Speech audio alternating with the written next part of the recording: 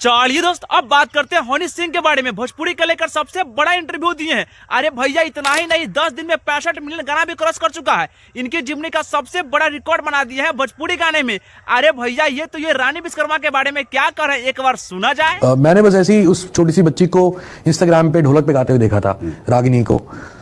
तो मैंने उसको ढूंढा, फिर मैंने कहा अगर मैं इसको दुबई बुला के रिकॉर्ड करूंगा तो ये कहीं घबरा ना जाए, गा ना पाए, कॉन्शियस ना हो जाए। तो मैंने अपने विनोद भाई जो हमारे इंजीनियर हैं उनको रिक्वेस्ट करा कि आप बिहार जाइए और इसको रिकॉर्ड कीजिए। तो हमने ढोलक पे उसको रिकॉर्ड किया, उसको बताया भी नहीं कि हमने। अच्छा। वो मेरे लिए गा रही है। अरे। मैंने कहा होने देते हैं, जब आ जाएगा तभी बताएंगे इसको। और इतना ही नहीं, आपको पता है कि हनी सिंह ने भोजपुरी गाने क्यों बनाए? कपिल शर्मा भाई के शो पे गया था आज से 11 साल पहले। तो वहाँ एक भोजपुरी फैन ने मुझे कहा था कि आप भोजपुरी गाना कब बनाएंगे।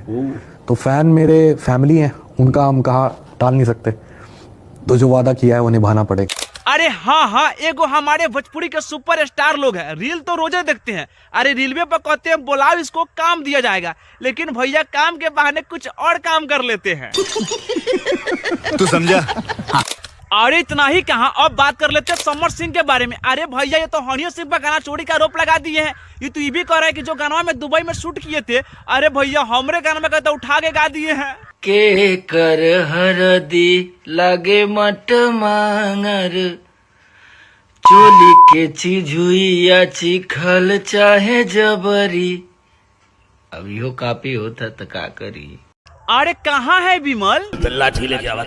अरे भैया इतना झूठा आरोप लगा रहा है, इस पर मन करता है हम गाली नहीं दे सकता। नहीं, गाली नहीं देना। फैमिली देखती है, वरना मैं ऐसे गाली दूं, ऐसे गाली दूं ना जिंदगी भर। चलिए दोस्त, अब बात कर लेते हैं पवन और ज्योति सिंह का प्रेम कहानी। अरे भैया आप तो देखबे किए कि ज्योति सिंह ने फोटो के साथ अरे किस तरह से कुंभ में जाकर भैया डुबकी लगा रहे हैं। लेकिन भैया हम लोग का पूर्वजों कहते हैं अगर पति ना रहे घर पर तब फोटो के साथ पत्नी पूजा कर सकती है। लेकिन भैया इतना ही नहीं, इस पर VIP विजेंद्र जी क्या कहते हैं?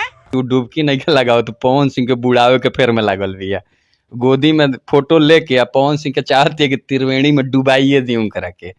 अरे ना इतना ही नहीं, युवराज सुधीर सिंह भी क्या कर रहे हैं। भैया आप तो देखबे करते कि पवन सिंह के साथ में कितना रहते हैं, तो कुछ ना कुछ जरूर कहबे करेंगे। और मैं ज्योति सिंह के बारे में कहीं यही बात कहूंगा कि मुझे कहीं दिखावा नजर आ रहा है।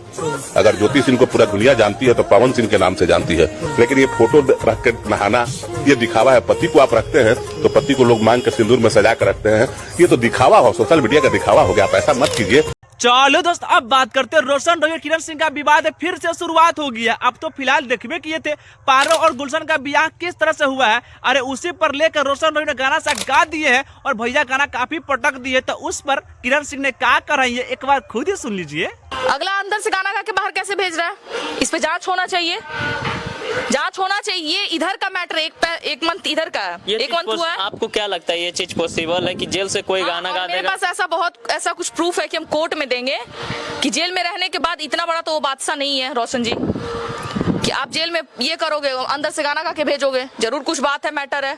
अरे ना इतना ही नहीं, किरण सिंह तो ये भी करे कि रोशन रोही की तरफ से हमें 20 लाख रुपया को स्कॉर्पियो दे रहा है कि तुम सारा पैसा का ले लो और सारे केस का मामला शांत कर दो। लेकिन भैया किरण सिंह तो मानने वाले नहीं है। अरे इसी के लेकर रोशन रोही की टीम वाले गाने का भैया कुछ ऐसे दे रहे हैं। और ये गाना क्या हुआ था, जैसे गिरफ्तार वाला गाना रिकॉर्ड हुआ था, तब उसमें लाइन यह था कि डालन ही जबरदस्ती से रंगवा करबो FIR रे, ऐसे था।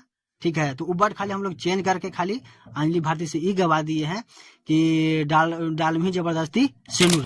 और रोशन रोही के टीम वाले पैसे के लेकर किरण सिंह पर उल्टा ही दाव खेल देते हैं। बात ऐसा है कि ऑफर हम लोग नहीं दिए हैं और वही बोली है किसी से, उसको ये पूछिएगा जाके, मैं किसी से हटा के कि तुम हाथ उत्तर मुख करके गंगा जी देने, जय गंगा करके खाली इतना दो बोल दो कि हम लोग बोले हैं कि वो बोला है। वही किसी से बोली है कि हम जो पैसा की डिमांड है और गाड़ी की डिमांड है उतना वही की है कि उतना दे देंगे तो हम कैसे मैनेज कर लेंगे। तो वही चीज दर्शा दिया हम लोग पर कि हम लोग बोले हैं। अगर वो बोल रहे प्रूफ दे देंगे ये चीज, तो हम करेंगे इसका प्रूफ हम दे देंगे कि किसी से बोल। चलो दोस्त, अब बात करते हैं संतोष रेणु के बारे में। भैया जातिवाद के काफी ब्रांड मास्टर है, ये तो फाइनली जेल से बाहर निकल गए और क्या कर रहे हैं एक बार सुना जाए।